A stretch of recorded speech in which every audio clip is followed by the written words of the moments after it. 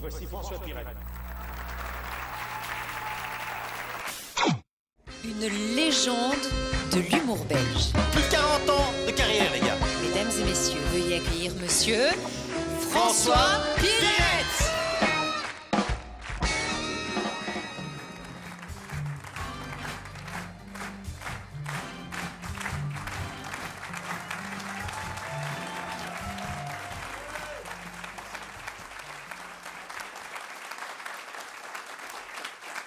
Merci. Ça me fait très plaisir de vous voir parce que ça fait 2 ans qu'on ne s'est pas vu. Enfin, pas nécessairement vous, mais ça fait 2 ans que je n'ai pas pu faire mon petit métier. Et ça commençait à faire long pour mon banquier. Et donc, ouais, c'est lui qui m'a dit il serait peut-être temps de... Oui, mais je ne peux pas. La dernière fois, c'était au Cirque Royal, hein, il y a 2 ans. J'ai l'impression que c'était un autre siècle, parce que j'ai revu les images de voir autant de gens comme ça. Et on était dans une époque d'insouciance dont on n'avait pas conscience, puisque c'était une époque d'insouciance. Hein. Ben ouais. Je crois que c'est la première fois de ma vie que je monte sur scène en espérant que vous ne soyez pas trop nombreux. J'ai demandé au directeur du théâtre, Éric Marquis, qui est un copain depuis toujours, je dis, et alors aujourd'hui il s'est plaint? Oui, oh merde, attends. Quand j'ai dit à mon médecin que j'allais remonter sur scène, parce que j'ai un médecin qui est un médecin de campagne, c'est devenu un ami à force, et je dis, tu sais, je vais remonter sur scène. Ah, et où ça? À Liège. Ah. C'est comme si je lui avais dit que je partais faire du bénévolat avec le père Damien pour sauver les lépreux, quoi. Tu vois, tu es sûr, à Liège? Ben oui, pourquoi pas? À Liège? Tu as vu les chiffres? Non, j'ai pas vu les chiffres. Ah non, mais tu te rends compte, c'est dangereux, pourquoi? Parce que c'est à Liège.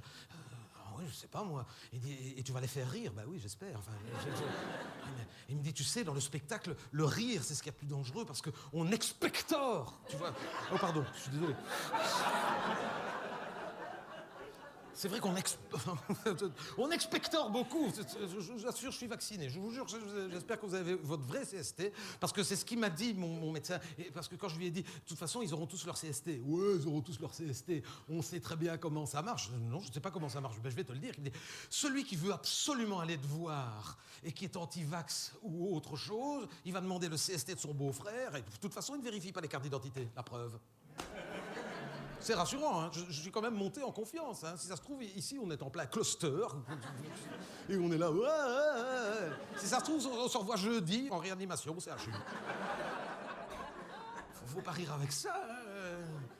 Je dis, mais non, mais quand même, je ne risque rien. Il dit, écoute, à ta place, je prendrai des précautions. Vous ne pouvez pas mettre des plexis? Des plexis?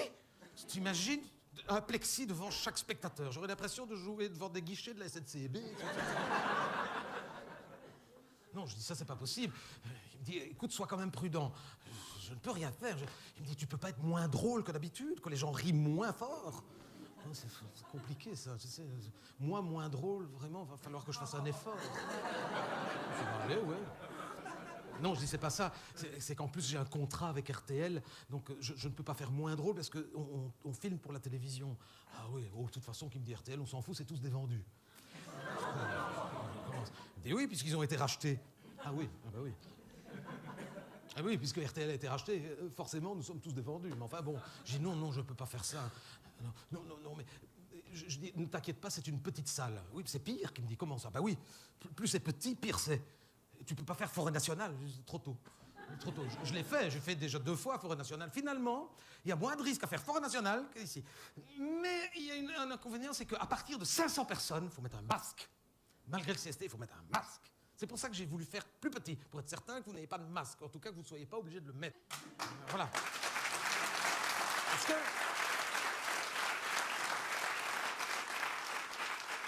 Je ne sais pas si vous l'avez lu, la norme, c'est ceci. Jusqu'à 499 personnes, pas de masque. À partir du 500e spectateur, le masque. Parce que le 500e a le Covid. Je ne sais pas pourquoi. 499, oh, 500e, masque. On aurait été ce soir dans une salle de 500 places, sold out, t'imagines? À 499, apparemment, il y en a un qui n'est pas venu. Ouf, tant mieux, pas de masque. Au bout de 10 minutes, il rentre, je le fous dehors. Hein. Je le fous dehors.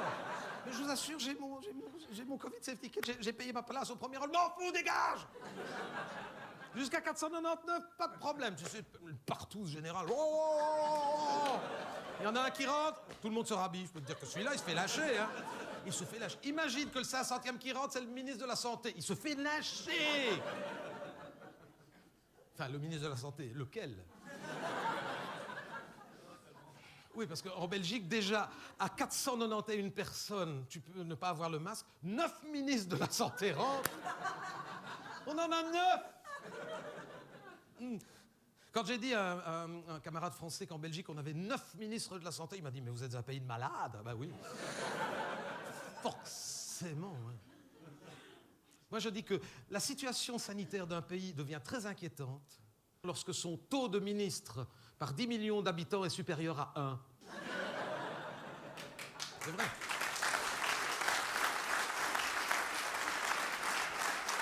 Mais on a 9 ministres de la Santé, enfin 10 en comptant Georges-Louis Boucher, qui tous les matins est le 10e ministre de la Santé, qui donne son avis sur tout. Enfin, non, Georges-Louis Boucher, ministre de tout, lui. Ministre de la Santé, ministre des Finances, ministre des Sports, ministre de la Jeunesse, et ministre de tout. Georges-Louis Boucher est ministre de tout. Je l'ai dit à mes camarades français chez nous, on en a un, il est ministre de tout. Il est Premier ministre, ministre de la Santé, ministre des Sports, ministre de tout. Il me dit, ah bon, en Belgique? Je dis non, sur Twitter.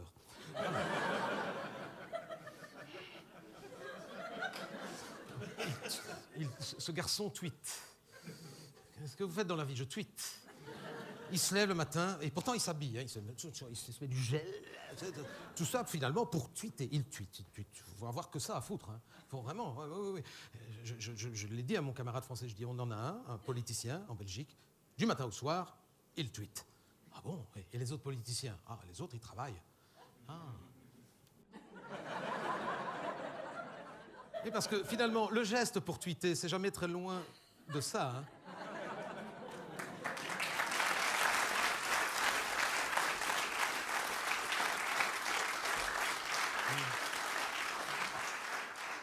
Georges-Louis Boucher, à une époque, je vous jure que c'est vrai, vous pouvez regarder les images d'anciennes émissions, il venait au premier rang de mes spectacles. Il ne vient plus maintenant, hein, c'est fini.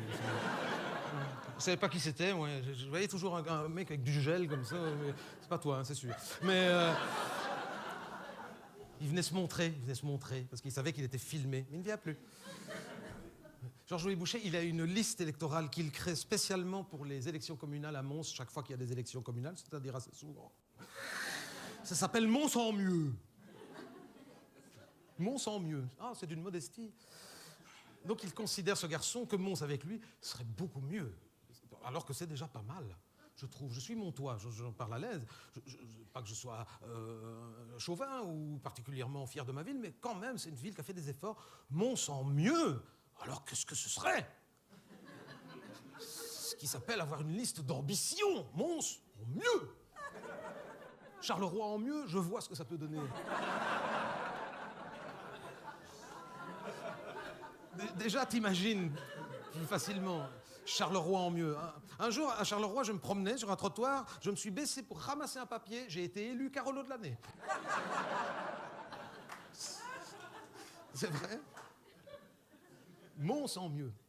Et puis, il faudrait peut-être lui dire à Georges-Louis Boucher, Mons en mieux, ça existe? C'est Liège.